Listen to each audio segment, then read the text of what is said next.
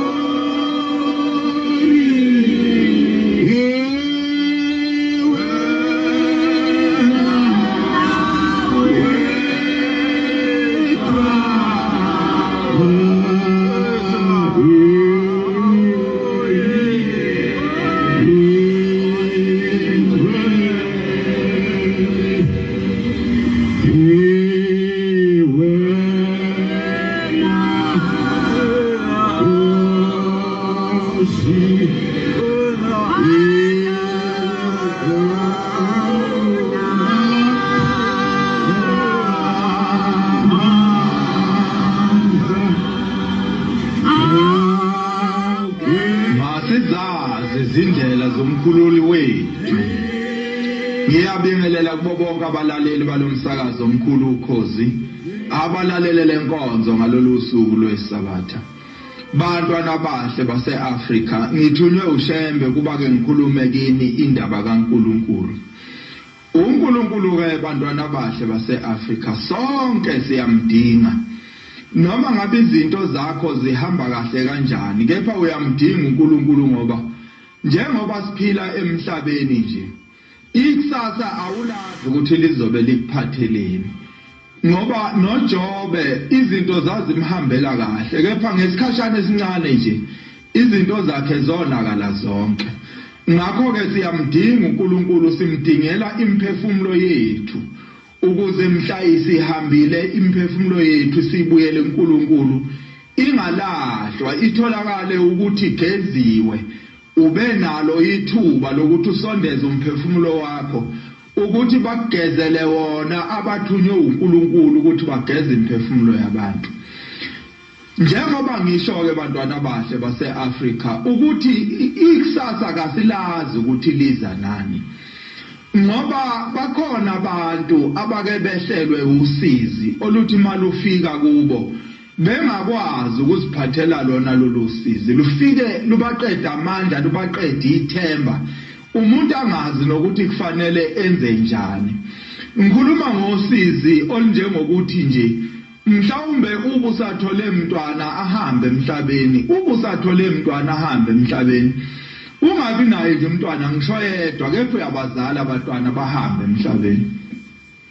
Mhlawumbe ubazale nje abantwana beze beqe nakwisihlanu behambe emhlabeni. Wenze konke okuyalelwa ngabantu ukuthi ukwenze, kepha kungakusizi lokho. Omunye umuntu abe nosizi lokuthi nje unazo zonke izinto, kepha abantwana akabatholi. Usenze konke akutshelwa abantu ukuthi akakwenze kuzomsiza, kungamsizi. Usizo njengalolo ke ngikhuluma ngalo, engithi lolu sizi ludinga uNkulunkulu. Ngoba lolu sizi malukuphethe, noma abantu bengathi bayakududuza noma bethu bayakululeka, awududuzeki ngoba manje lento ikuphethe ijulile enhlizweni yakho. Laba abantu abakululekayo abakaze babuzwe ubuhlungu balento ekuphethe. Uma ngisakhuluma ngalento bantwana bahle base-Afrika, ngikhumbula enye insizwa esasisebenza nayo. Le nsizwa yayinomntwana nje oyedwa wentombazane. Yayithi lensizwa miyikhuluma ngaye lo mntwana, ithi lo mntwana wami wedlula izingane eziyishumi yedwa. lensizwa yayiganiwe nje unkosikazi wayo wayesengenwa ukugula unkosikazi wayo esegula ngesifo senhliziyo wasekucaca ukuthi angeke akwazi ukuqhubeka nokuthola abanye abantwana wayesagcina nje ngalomntwana oyedwa wentombazana lo mntwana ke wayehlakaniphe kakhulu esikoleni uthe meqede esikoleni ehigh school wayese-university eyofundela ubudokotela uma eseqedile ukufundela ubudokotela mhla ethwala iziqu ithi lensizwa bahamba nonkosikazi wayo base beshutha nalomntwana wabo yayisithatha lesi sithombe isisikhulisa lesi sithombe somntwana wayo ethwala iziqu eminabo benjengabazali bakhe lo mntwana umeqeda nje ukufundela ubudokotela engakaqala ukusebenza wayeselimala engozini yemoto wayesehamba emhlabeni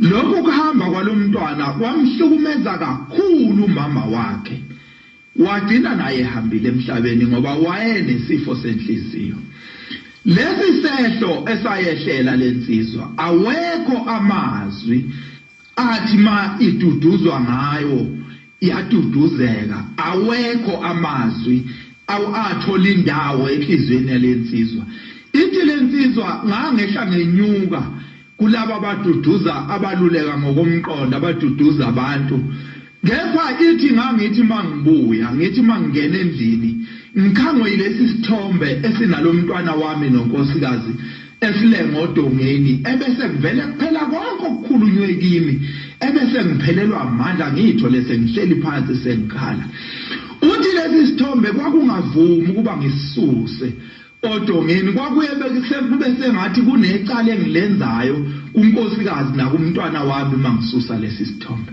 ngikhuluma ngosizo njengalolo ke bantwana bahle base-Afrika ukuthi lolu sizi ludinga uNkulunkulu kuba kube uyena ozokuthwalela lona ulusondeze kuye ngoba uNkulunkulu uhlale nalo njalo iqhinga lokukhipha kunoma yiluphi usizo lokuphetha ngicela ke sibuke isihlabelelo sika Shembe sika 145 sifundeka kanje ngizofunda nje amavesi amathathu kuphela ekuphumeni kwelanga bengisosizini mina laze lashona leli langa ngisosizini mina ngiduduze wena Nkosi inhliziyo yami idabukile thela amazolo omoya wakho enhlizweni enosizi izolo nanamuhla bengihleli osizini umoya wami udabukile inhliziyo yami nosizi amen lesi sihlabelelo bantwana bahle base-Afrika sikhuluma ngosizi olunjengalolu usizi engikhuluma ngalo usizi olukuphatha namhla belukuphethe nayizolo lukuphathe nakusasa ubusalale ubusavukela ukunamathe lolu sizi ingabibikho into elisusayo enhlizweni yakho usizo olunjalo ke oselidinga ukuba ulwethule uNkulunkulu ngoba uNkulunkulu uhlale nalo iqhinga lokusikhipha osizini uma singabantwana bakhe ngicela ke sifunde incwadi yokuqala kaSamuel ngizofunda isahluko sokuqala ivesi lokuqala nevesi lesibili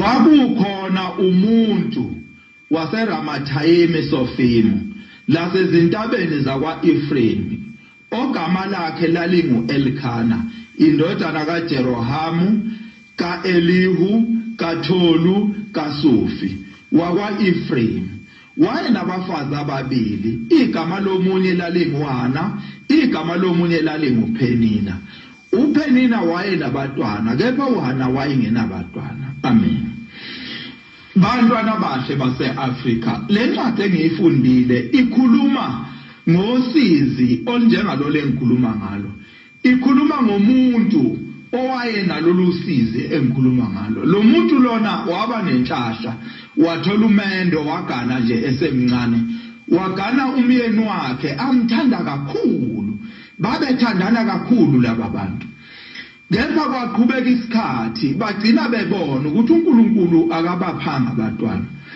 base bethandaza laba bantu isikhathi eside bethandaza ndawonye becela abantwana kuNkulunkulu. Uma kuhamba isikhathi uElkana umyeni kaHana ebese kwemukela ukuthi uNkulunkulu akamphanga umkama abantwana, wayeseyeka ukuthandaza. Wayesecabanga ukuthi uma ngingase ngithathe omunye unkosikazi athola abantwana nalomkami engimthandayo mhlawumbe ngaduduzeka uma ebona kunabatwana la ekhaya. Ngampela ke wayesemthatha uPenina mesika ke wafike wabathola abantwana. Kepha ukuganwa kukamyeni kaHana kunoma kumduduze uHana akuzange kumduduze, kunalokho kwamandisela usizi ngoba uPenina maye sefikile wabathola abantwana wagcina eseyisitha sikaHana, esehlekisa ngaye uHana, esenabangani bakhe bembhuqa bemhleka bethi uNkulunkulu akakufuni akakuphanga abantwana uyinyumba, futhi noma uthandaza uNkulunkulu akawuzwa umthandazo wakho. Lento yambangela usizi olukhulu kakhulu uHana. uHana waqhubeka wathandaza ehamba njalo ekuseni nantambama eya ethempelini likaNkulunkulu ethandaza ecela uNkulunkulu ukuba amuphe abantwana. uHana mayisikhathi siqhubeka wagcina sekushintsha umthandazo wakhe. Wayesethi Nkosi ongenani ngiphe noma oyedwa nje kube umntwana womfana. Uma ungangipha yena lo mntwana Nkosi ngiyomnika wena kube ngowakho, angikulugunda ikhanda lakhe, impuco ayiyokusondela ekhanda lakhe. uHana ke wathandaza lo mthandazo wodwa iminyaka ngeminyaka ehlenyuka eyothandaza ethempelini. Ngelinye ilanga uma kunomcimbi owawukhona eduze kwasethempelini, umyeni kaHana ngoba wayezama njalo ukumduduza uHana ethi kuye Hana, mina ngedlula izingane eziyishumi kuwe. Uma belapha kulo mcimbi usethi mayembheka uHana uyambona ukuthi uyakhala, ziyehla izinyembezi ziyageleza ezihlathini zakhe, kepha ufihlile akafuna abantu babone ukuthi uyakhala. Useya kuye ufika uthi Hana mkami awudli ngani ukhalelani, mina angedluli yini izingane eziyishumi kuwe. uHana akazange amphendule, wavele wasukuma ngaso leso sikhathi waphikelela endlini kaJehova, ethempelini likaJehova. Uma yangena lapha ungena izinyembezi ziyageleza emehlweni akhe, kuvevezela umlomo, afika guqela. Uma yeguqa la umethu uyabheka namhlanje kukhona uEli umpristi kaNkulunkulu uhleli nje la ethempelini, ebese guqa uHana. Uma yethu ufuna ukuthandaza izwi alivuma ukuphuma, kuvevezela umlomo, uyabikizela umlomo kwehla ngishamathe, ziyehla ziyageleza izinyembezi emehlweni akhe. Uma uEli embuka lo muntu ebese ethi hawu, usothi lo muntu udakiwe, ubephuza kulo mcimbi okukhona. Ebese yakuyena afika athi wenzelani wena ukuthi mawusuphuzile usudakiwe ebese uza la endlini kaNkulunkulu. Uthi kuHana, hayi muntu kaNkulunkulu, kangiphuzile, ngidakwe usizi oselungiphathe iminyaka ngeminyaka, umzimba wami uswabandikindiki, njengoba uthi nje kugeleza inyembezi ngivuzisa mshamathe. Konke lokho angibe ngisakuzwa bangithandaza ngoba umzimba wami uswabandikindiki. Uthi kuEli, siziluni lolu olukwenza ube nje? Uthi ke cha muntu kaNkulunkulu, ngiyacela kuNkulunkulu, ngicela ukuba ngiphe umntwana oyedwa nje, kube umntwana womfana, anginayo umntwana. Uthi kuEli, hawu muntu kaNkulunkulu, kanti ngithi udakiwe nje unosizi.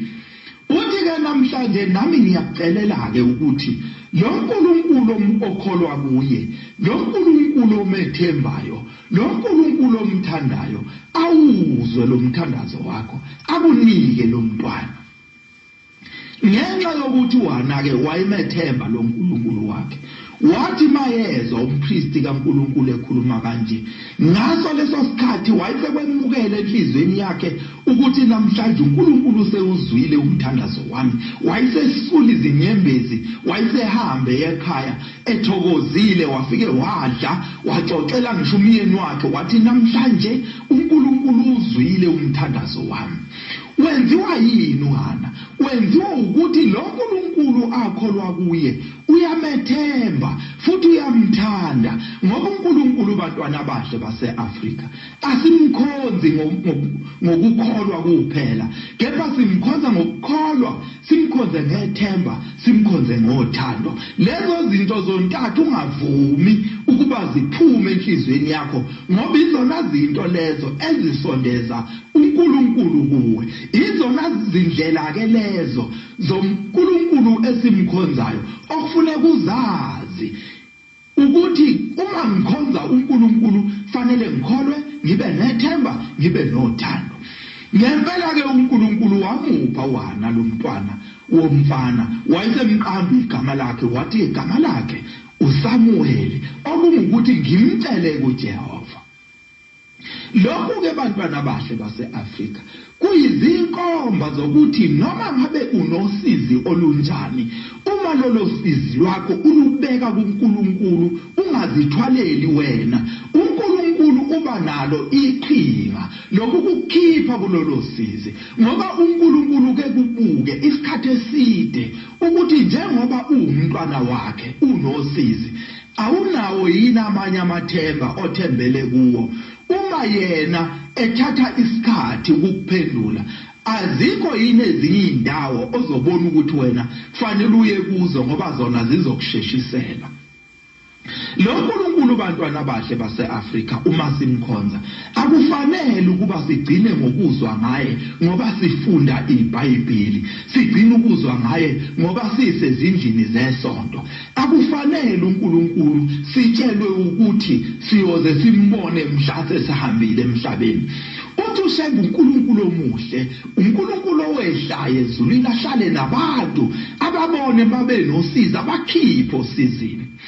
Lo uNkulunkulu kufanele noma sinosize emakhaya aphume ezindlini zesonto, aphume eBhayibhelini, ehle ezulwini, ngoba singabantwana bakhe, afika sikhiphe kulolo sizi. Lo uNkulunkulu bantwana bahle base-Afrika sake sambona nathi kithi, wake wafika lo uNkulunkulu kaHana. Uma ugogo eseganele kithi, ufika ugogo khona amakhosikazi amabili, uzoba unkosikazi wesithathu. La makhosikazi awanaba abantwana, kepha yazala la makhosikazi unyaka nonyaka, ingane zawo ziyahamba emhlabeni. Ithi mayithi yaqala njengane ithi thatha unyawo ebese iyahamba emhlabeni. La makhosikazi agcina ngasayiqambisha amagama ingane zawo ngoba ayazi ukuthi ziyahamba emhlabeni. Uma efika kugogo yamtshela la makhosikazi athi mntakakhanyile, la ikhaya ke ingane azikho, siyazala ke pha ziyahamba. Ngampela ke ngaphandle komuzi kunenqaba yamathuna amancane alezi ingane zalamakhosikazi. Nogogo mefika ke bathi ke sekwahluleka izinyanga, kwahluleka abathandazi, bathi nobabezala wethu lo uyinyanga uyisangoma uyabasiza abantu, kepha akakwazi ukuqeda lokhu kufa okudla ingane zabantu bakhe.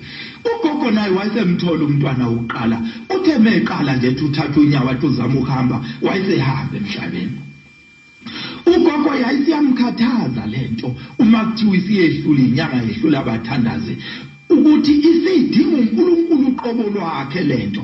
Wayesekhumbula ugogo ukuthi ngiseyintombazane ngake ngathi ngivakashele eNdulinde, ngabona umuntu, kwathiwa lo muntu ungishembe, kwathi uyakwazi ukukhuluma noNkulunkulu, ezwe uNkulunkulu. Wayesethi ugogo ake ngimfune lo muntu, ngempela waze wamthola ke lo muntu. Uma yemthola, umthola ngapha kwaNongoma. Usathi ke lo muntu, wena nkosikazi wakaNduli, wofika ePhakameni ngoJulayi, indaba yakho soyikhuluma khona. Ugogo ke wayesehamba ke seyiPhakameni. Uma sefike ePhakameni, uthi ke uShembe, uma ngabe fika ugogo ngaleli ilanga, uShembe wayesethempelini lakhe ekuninkonzo, kuyisabatha. Uma isiphumile inkonzo, ugogo useyabuye ke uthi umuntu kaNkulunkulu wathi ngofika lapha, ngafika ngabika usizi lwami. Uthi kambe usizi lwakho luthini? Useyalichaza ke uthi ke uphi umyeni wakho uthi ugogo kangimazi ngoba umuntu oyisibhunguka ngengikwazi ukuthi usebenza la eThekwini siye simthole sefika nje ekhaya kepha ngangimbikele ngale ndaba uthi ke ngifuna ukukucacisa ke umgcaco wasezulwini wayesethi abantu abahlabelele wayesethi ngizosina nawe ke ngimele umyeni wakho uma sebeqedile ke usethuma inkosi ilanga uthi hamba ushaya ibhungu nje inkosi ilanga ngaleso sikhathi uthi hamba ushaya insimbi leshawa izingane bayayaza abamaNazaretha uyishaye kathathu uma iseyishayileke usethi inkosikazi wakanduli lensimbi ke izingane zakho zabafana ezintathu ozoyithola lezi izingane ke ziyokwehlula lokhu kufa angeke isafa ngempela kugogo mayise kuyele ekhaya wafike wathola ubaba omdala uEphraim bayamaza bangakithi ubesebenza eThekwini eDurban Club usahamba emhlabeni ngiyatela uNkulunkulu kaShemba mkhumbule emva kababa omdala wayesethola ubaba omzalayo uMoses bayamaza abaningi ubeshayela amabhasi kaKZT naye usahamba emhlabeni ngiyatela uNkulunkulu kaShemba mkhumbule emva kababa omzalayo wayesethola ubaba omncane uIzoni ngiyatela na uNkulunkulu amandise limihla ngoba yena usaphila kusekhona emva kababa omncane wayesethola intombazane uthi ubaba mekhuluma ngale ntombazane uthi sasiyithanda sonke ingane yakwethu ngikhumbula ngisho usuku eyahamba ngale emhlabeni ngoba yathi mayithi thatha unyawo ithi iqala ukuhamba yayisiyahamba emhlabeni uthi lase libomvana ilanga seliyoshona sise kweluseni sezwa ngesililo kwathi usihambile ingane yakwethu emhlabeni ngoba uNkulunkulu wayengayibalile umuntu wasezulwini akazange asho lutho ngayo uthe izintathu izingane zabafana eziyokwehlula lokhu kufa lo nkulunkulu ke bantwana bahle base-Afrika ilo nkulunkulu engimshoyo lo nkulunkulu esimkhonzayo uNkulunkulu osihlolayo isho njalo incwadi yamaHubo 139 ithi Jehova umhlolile uyangazi incwadi yamaHubo 138 ithi Jehova ngiyakukubonga ethempelini lakho ngoba wena Jehova uliphakamisile iqiniso lakho ngaphezulu kwegama lakho ngiyakukubonga phambi koThixo bonke ilo nkulunkulu ke esimfunayo bantwana bahle base-Afrika esithi masinosizi ezekithi afika sikhiphe kulolu sizi uma ke ukhokho wethu esebona laba abantwana abaphilayo usebiza umntwana wakhe ke lo owumkhulu wethu ogana ugogo uthi lalela ke mntanami ungasamthinti umakhanyile ungasamnika umuthi nezingane zakho uzungayithinti ungayicabi ungayinika umuthi ngifuna umakhanyile akhe indlu ngaphandle komuzi elazohlala khona makuyisabatha ngoba kuthiwa lenyanga yakhe igcina isabatha ukuze agcine imithetho yale nyanga yakhe kwase kuba umngena kagogo ke uloku buNazaretha elandela lelo qiniso uNkulunkulu aliphakamisile ngaphezulu kwegama lakhe ngoba abantwana bahle base-Afrika uma sizolandela igama nje lithi uNkulunkulu kepha lingezi neqiniso kithi kungasisiza ngani ilelo qiniso ke esilicelayo uNkulunkulu ukuthi asenzele lona masimkhonza sengiyabonga abantwana bahle base-Afrika sengicela ukuthandaza uNkulunkulu omkhulu wasephakameni ndabe zavela obala ngoba zavela emehlweni amadoda hambela abantwana bakho abakholwa unabangakholwa Nkosi siyisizwe esinosizi ufike usibheke usikhiphe osizini ukuze abantu babone wena uthunywe uNkulunkulu ngelakho lodwa igama manje kusekhona